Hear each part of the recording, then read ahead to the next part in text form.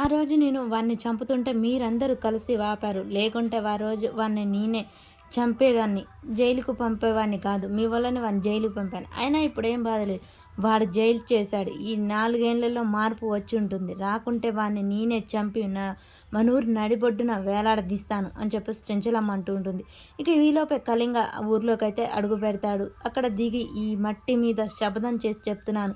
ఆ చెంచలమ్మని చంపేదాకా ఈ ఊరి పొలిమేర దాటేదే లేదు. ఈ ఊరి వదిలి వెళ్ళిపోయేదే లేదు. చెంచలమ్మ నీ చావు నా చేతిలోనే.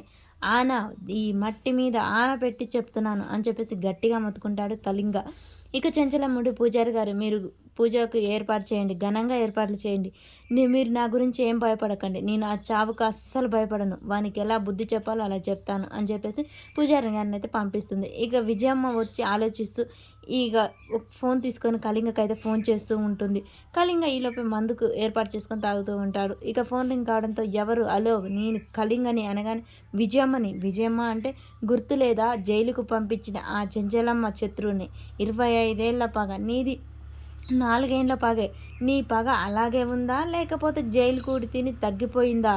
విజయమ్మ అరవకు. అసలు నీ పగ ఉందా లేదా చెంచలమ్మ మీద అని రెచ్చగొట్టేటట్టు మాట్లాడుతుంది విజయమ్మ.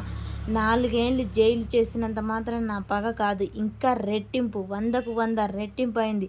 ఆ చెంచలమ్మ నెత్తురు కళ్ళ చూసేదాకా నేను వదిలేదేలే.